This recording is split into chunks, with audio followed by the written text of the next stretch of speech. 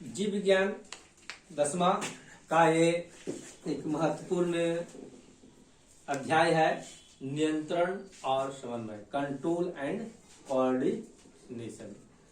Control और coordination से बहुत ही अधिक प्रश्न पूछने की संभावना बनता है और इसका भी अध्ययन अच्छी तरह से करना चाहिए।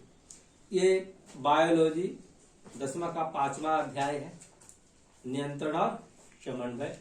नियंत्रण और समन्वय जीव विज्ञान का एक महत्वपूर्ण अध्याय। सभी बच्चों को इससे लाभान्वित होगा। इसको अगर सुनेंगे आप लोग 1 से 2 बार, बस मात्र ध्यान कर करके और किताब सामने रख के यदि आप लोग इसको ध्यान से अगर 1 से 2 बार सुनेंगे तो आपको निश्चित रूप से लाभ होगा।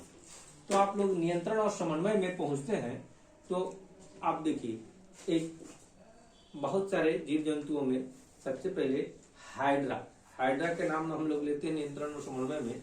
उसमें रासायनिक विधि द्वारा और उसमें कोई विशेष तंत्र नहीं होता है, लेकिन अविकसित थोड़ा सा उसमें लक्षण रहता है नियंत्रण का, कंट्रोल और कोऑर्डिनेशन का। तंत्र का विकास उसमें विशेष रूप से नहीं होता। पादप में तो तंत्र का तंत्र होते ही नहीं है, उसमें रासायनिक है ना, रासायनिक के द्वारा ही उसको नियंत्रण होता है। तो आप एक देखेंगे एक कभी छुई मुई का पौधा जो आप लोग बहुत ही देखते होंगे, घास में मिला हुआ रहता है छुई मुई का, जिसको माइमोसा पुडिका उसका वैज्ञानिक नाम है। छुई मुई, उसको लजोनी घास भी बोलता है लोग गाँव भर में। लेकिन उसको अब छुई मुई के पौधा को जब छुएंगे तो वो सिकुड़ जाता है। क्या हो जाता है? सिकुड़ जाता है। तो उसमें भी उद्दीपन है तब तो वो सिकुड़ता है, है ना। उसमें वाटर कॉम्बिनेशन में डिस्टर्ब होता है और वो उसके कारण वो सिकुड़ता है। अब हम छुई मुई का पौधा वैज्ञानिक नाम माइमोसा पुडिका हुआ और छुई मुई में भी उद्दीपन देखने को मिलता है। अब हम लोग आप लोग जो उसमें पढ़ते हैं नियंत्रण और समन्वय में, वो 2 विधि है, रासायनिक नियंत्रण और तंत्रिका नियंत्रण। तो रासायनिक नियंत्रण तो पादप में पाए जाते हैं। पादप में मुख्य रूप से 5 प्रकार के रासायनिक हार्मोन उसको कहते हैं। क्या कहते हैं? हार्मोन। तो 5 प्रकार का है ना पादप हार्मोन है। पादप हार्मोन केमिकल है, पहला है।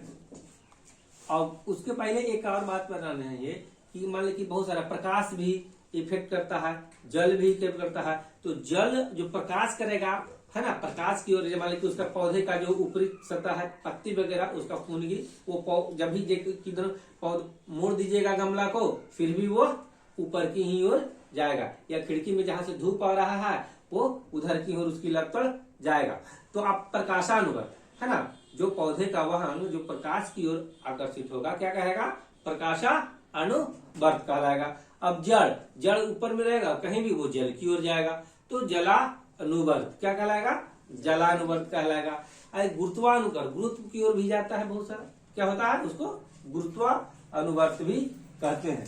उसके बाद उसी बात रसायनानुवर्त क्या होता है? रसायनानुवर्त में बहुत सारे ऐसा होते हैं, जैसे मान लीजिए कि परागकण क्या होते हैं? परागकण है जो परागनलिका में वो रसायनानुवर्त के द्वारा अंडाशय तक पहुंचते हैं। कौन सी पहुंचते हैं? परागकण किसके द्वारा होते हैं? रसायनानुवर्त के द्वारा। तो हम लोग अनुवर्त पर भी ध्यान दिए, प्रकाशानुवर्त, जलानुवर्त, गुरुत्वानुवर्त और रसायनानुवर्त की ओर पहुंचते हैं। अब देखिए ये सब प्रेरित वाला है ना, प्रेरित कर रहा है। अब हम लोग ऑक्सीन पादप हार्मोन पढ़ेंगे। पादप हार्मोन में 5 गो पादप हार्मोन है, ऑक्सीन, जिबरेलिन, साइटोकाइनिन और एब्सिक एसिड। तो ऑक्सीन के बारे में हम लोग चर्चा करेंगे। ऑक्सीन एक वृद्धि हार्मोन है। क्या हार्मोन है? वृद्धि हार्मोन है। वह कोशिका दीर्घन में मदद करता है ना। उसके टिप्स में होते हैं, आप ऊपरी भाग में होते हैं, है ना। और वह क्या करते हैं? दीर्घन में उसको मदद करते हैं, है ना। इसमें अब उसमें लंबाई अगर इसमें कमी हो जाएगी तो क्या हो जाएगी? लंबाई रुक जाएगा, लंबाई छोटा हो जाएगा, ये सब बात करता है। फिर आता है जिबरेलिन, तो ये भी कोशिका दीर्घन में काम करता है और बिना फल वाले है ना, बिना बीज वाले फल का निर्माण में मदद करता है। ऑक्सीन भी मदद करता है। फिर आता है साइटोकिनिन, ऐसा रासायनिक जो भ्रूणपोष एंडोस्पर्म पौधों की जड़ों को संशोधित करता है ना, पौधों की जड़ों को। उसमें क्या होता है, पर्णहरित का काफी समय तक नष्ट होने नहीं देता है। अगर मान लें कि साइटोकिनिन जिस पौधा पर पड़ देता है तो वो हरा रहेगा, क्या रहेगा, बहुत दिनों तक हरा रहेगा वो, है ना, वो क्या रहेगा, हरा रहेगा, क्लोरोफिल को नष्ट नहीं होने देगा, पीला बहुत कम होगा। तो साइटोकिनिन का ये प्रमुख है कि हरा रहने में मदद मिलेगा।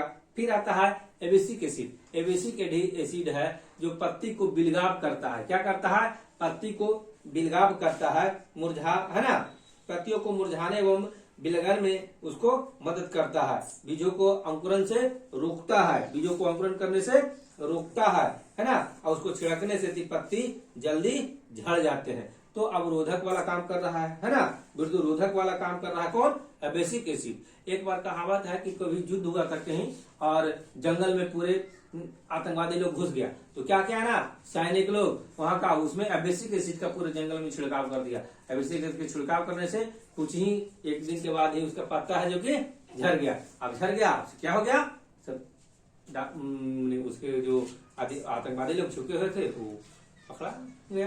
तो एब्सिक एसिड के छिड़कने से क्या होता है, पत्ता झड़ जाता है। ये आप लोग को याद रखिए। एक और है एथिलीन।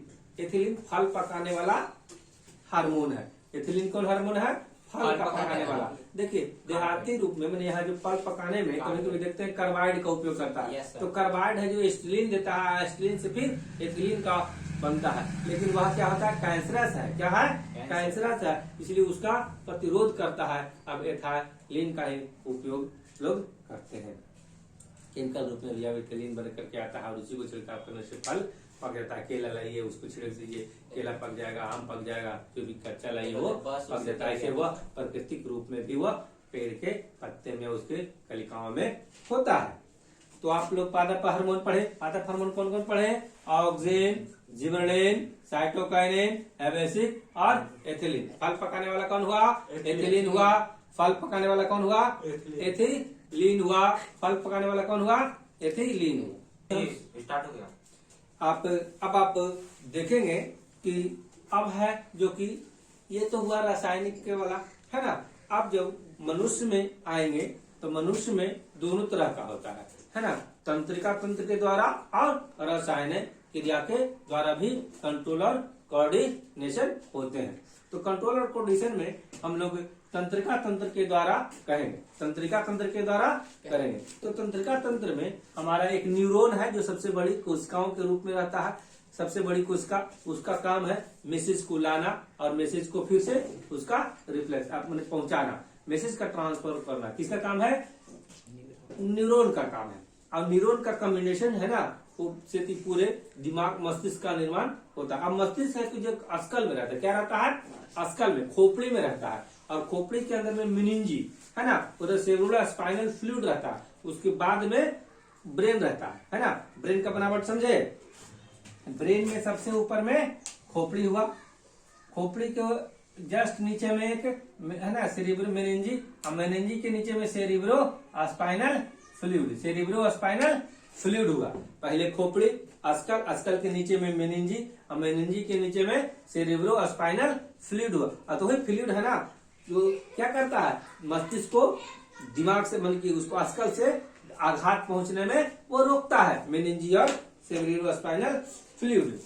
अब इतना जानने के बाद में आप पहले न्यूरॉन के बारे में जानिए। न्यूरॉन में क्या होता है, ऊपर में होता है डेंड्रॉन, डेंड्राइट्स, साइटोन और ये एक्सॉन, सबसे लंबा पूछ जैसा हुआ है ना, क्या हुआ, एक्सॉन। और फिर हुआ माइलिन शीथ। ये नोड देख रहे हैं ना, उसको कहते हैं रेनवियर नोड। कौन नोड कहते हैं, रेनवियर नोड कहते हैं। एक्सान बल हुआ और सूत्रयुग्म गांठ हुआ। ऐसे में माइलिन शीथ हुआ।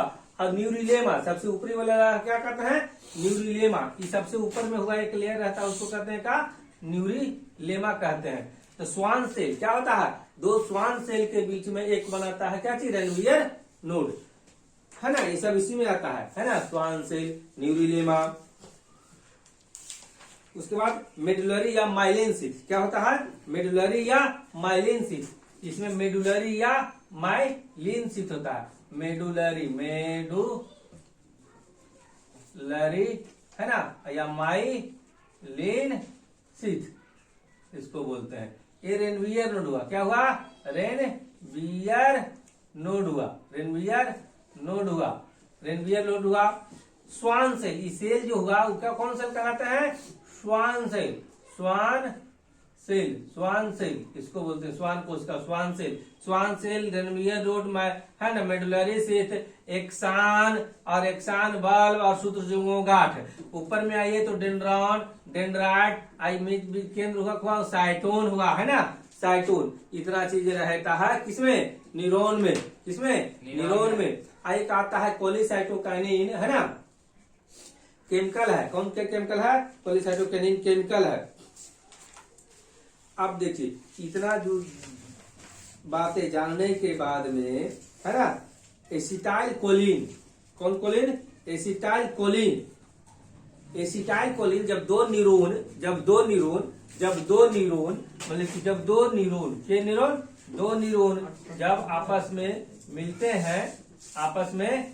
हैं मान लिया कि, तो डेंड्रॉन के द्वारा, किसके द्वारा, डेंड्रॉन के द्वारा, तो क्या कहते हैं, कोलिसाइटोकोनिन, कौन कोलिन, कोलिसाइटोकोनिन, इसमें इस जगह केमिकल आता है कोलिसाइटोकाइनिन, है ना, कोलिसाइटोकाइनिन एक केमिकल रहता है, उसी के द्वारा वो मैसेज का, उसको सिनेप्सिस कहते हैं, क्या कहते हैं, सिनेप्सिस कहते हैं उसको, सूत्रजंग गांठ, साइटोप्लिक नाव, ये सब मिलकर के बनते हैं।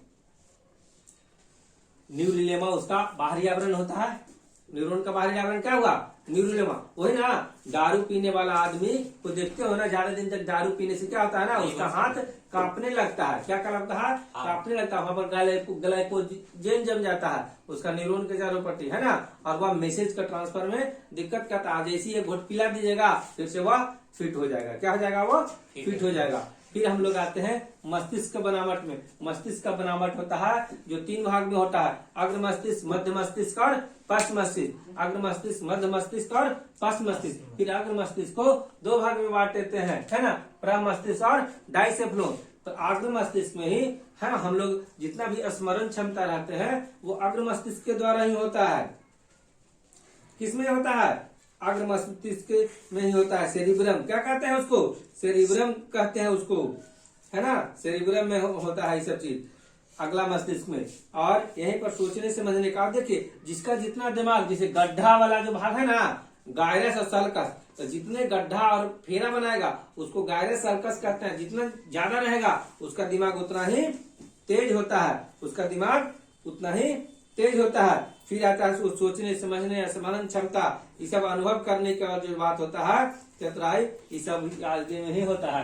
परम मस्तिष्क कहिए, परम मस्तिष्क या अग्र मस्तिष्क में ही होता है। फिर आता है अग्र मस्तिष्क का एक भाग होता है डाइनसेफ्लॉन। क्या होता है, डाइनसेफ्लॉन, है ना, उसमें क्या होता है, ताप का नियंत्रण होता है, दर्द और रोने, ताप, दर्द और रोने, ताप, दर्द और रोने, डाइनसेफ्लॉन, दर्द, दाप और ताप और रोने का क्रिया होता है, डाइनसेफ्लॉन में होता है। फिर आता है मध्य मस्तिष्क। क्या हो गया, अब मध्य मस्तिष्क में चले जाइए। मध्य मस्तिष्क में आंख का पेशिया का नियंत्रण, इसमें संतुलन, दिमाग का संतुलन जो होता है ना, देखो ज्यादा बार घूमिएगा 2-4 बार तो नाचने लगेगा, तो यहीं पर डिस्टर्ब कर, यही रोकेगा, क्या करेगा, यही रोकेगा। मध्य मस्तिष्क सेंटर में हुआ ना, तो मध्य मस्तिष्क में आंख का नियंत्रण वहीं से हो रहा है, आंख का नियंत्रण वहीं से हो रहा है। तो पूछेगा मध्य मस्तिष्क क्या आता है, तो आंख का नियंत्रण और संतुलन होता है, आंख का नियंत्रण और संतुलन होता है जी, आंख का नियंत्रण और संतुलन होता है, इसमें आंख का नियंत्रण और संतुलन होता है। अब आप लोग को जानकारी होगा पश्च मस्तिष्क के बारे में। किसके बारे में, पश्च मस्तिष्क के बारे में। पश्च मस्तिष्क को अनु मस्तिष्क, क्या नहीं, वो डायलॉग सुनते हैं, दाना पड़ेगा डालेगा, छोटा मस्तिष्क होता है, हम मारेगा तो चोट लग जाएगा। तो अग्र मस्तिष्क क्या होता है, अग्र मस्तिष्क में सोचने समझने, मध्य मस्तिष्क में संतुलन, मध्य मस्तिष्क में संतुलन हो गया, मध्य मस्तिष्क में क्या हो गया, संतुलन हो गया। और आंख का देखा, आंख का नियंत्रण होगा। उसके बाद में अब पश्च मस्तिष्क, अनु मस्तिष्क, पश्च मस्तिष्क, अनु मस्तिष्क। पश्च मस्तिष्क को 2 भाग में, अनु मस्तिष्क और, है ना, स्टेम ब्रेन किया करते हैं। सेरिबेलम, क्या कहते हैं, सेरिबेलम और स्टेम। सेरिबेलम, सेरिबेलम में, है ना, आइए अब अनु मस्तिष्क कहता है ना, इसका गतिया का नियंत्रण सेरिबेलम, है ना, सेरिबेलम क्या हो गया, ऐच्छिक पेशियां, क्या हो गया, ऐच्छिक पेशियां, ऐच्छिक माने अपनी इच्छा से, ऐच्छिक माने इच्छा से, अनुमस्तिष्क में ऐच्छिक पेशियां है ना, सेरिबेलम, ऐच्छिक काम जैसे हाथ को मोड़ना, हाथ को फैलाना, इस सब का नियंत्रण होता है। फिर आता है उसमें ब्रेन, है ना, brain, brain stem, brain stem में आता है मेडुला ऑब्लांगाटा, है ना, पॉन्स मेडुलाई और मेडुला ऑब्लांगाटा, पॉन्स मेडुलाई और मेडुला ऑब्लांगाटा यहीं पर है, पॉन्स मेडुलाई और मेडुला ऑब्लांगाटा, पॉन्स मेडुलाई और मेडुला ऑब्लांगाटा, पॉन्स मेडुलाई और मेडुला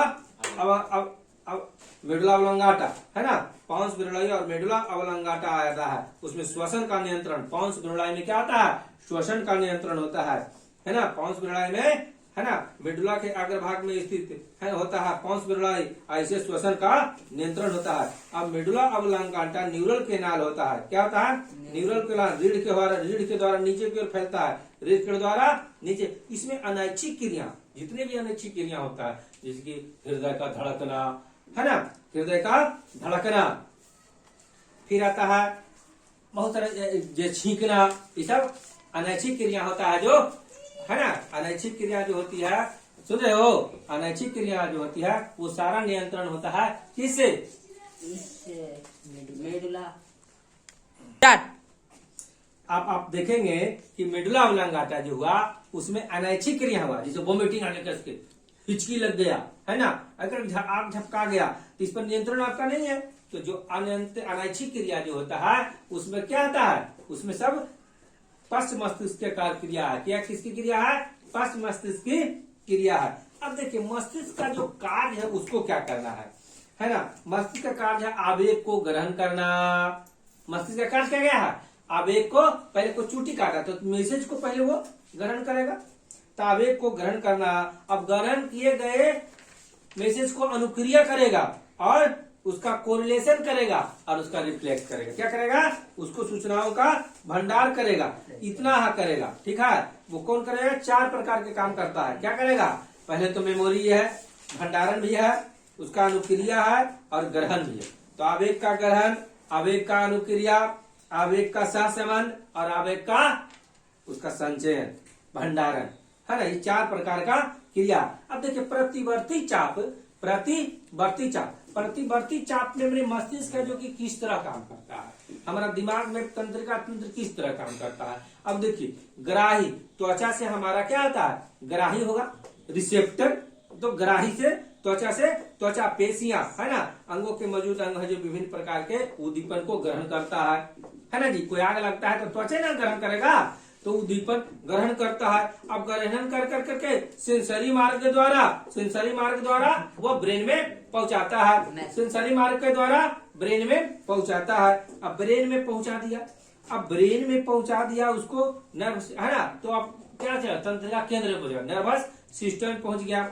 अब मोटर पार्क के द्वारा फिर उसको बैक आ रहा है, मोटर पार्क के द्वारा वो बैक आ रहा। आवेग ग्रहण को न्यूरॉन के द्वारा प्रेरक न्यूरॉन, प्रेरक मार्ग को निर्माण करता है।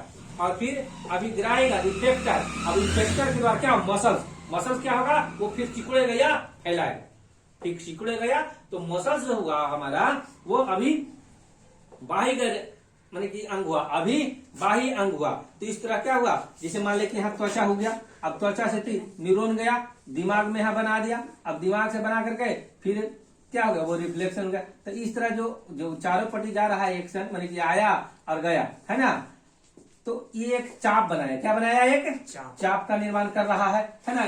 त्वचा से लिया, फिर यहाँ पहुंचा, फिर यहाँ अनुग्रह किया, फिर यहाँ गया, है ना, रिटर्न हो गया, तो मोटर के द्वारा रिटर्न हुआ। रिसेप्टर हो गया हमारा त्वचा, है ना, क्या हो गया, त्वचा हुआ। संवेदन मार्ग वाला सेंसरी पाथ द्वारा गया, सेंसरी पाथ द्वारा गया, मोटर के द्वारा आया, मोटर के द्वारा आया, है ना, और इफेक्टर के द्वारा हटाया। इफेक्टर मांसपेशियां, इफेक्टर में कौन आएगा, मांसपेशियां। तो इस तरह आया।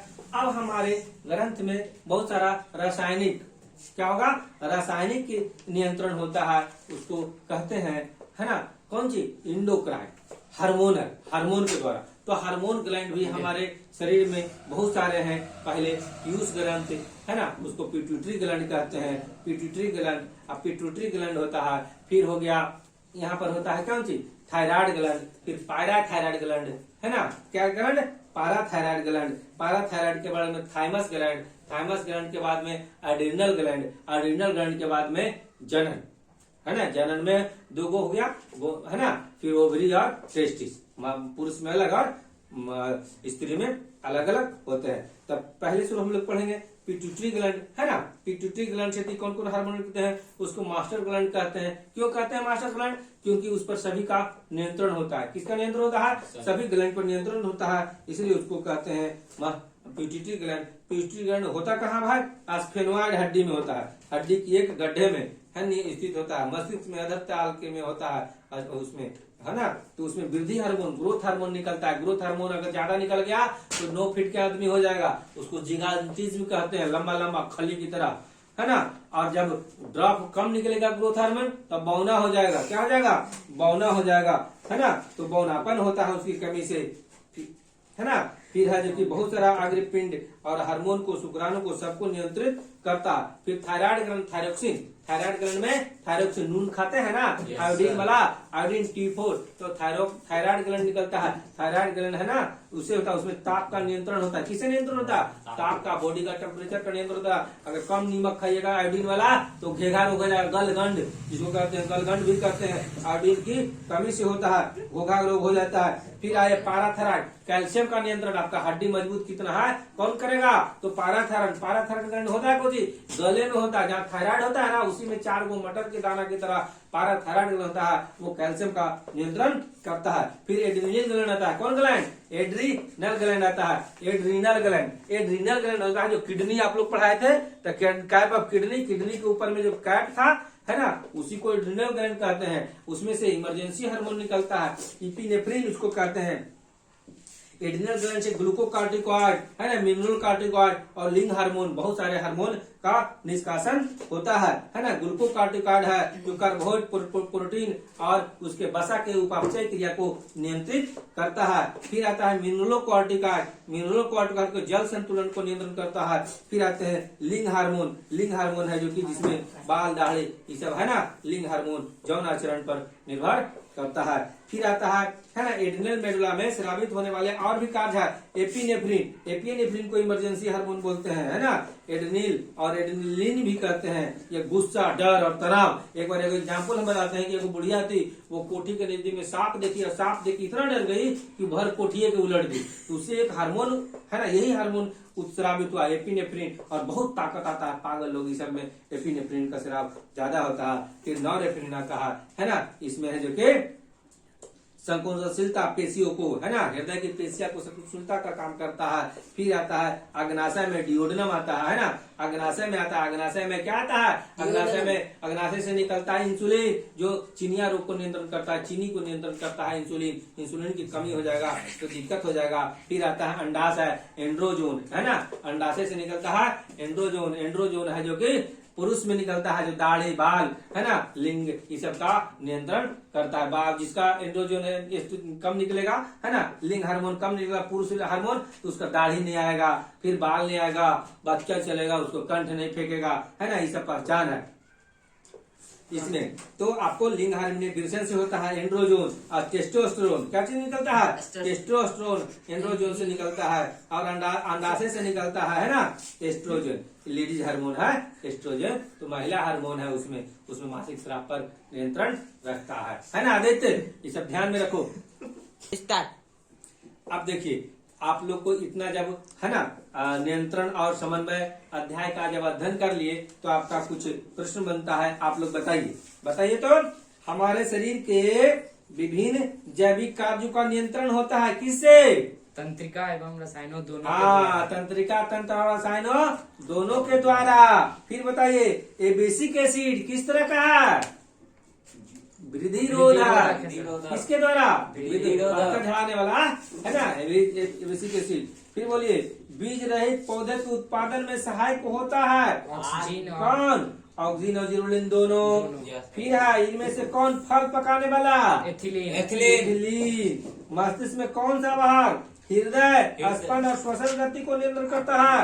मेडुला।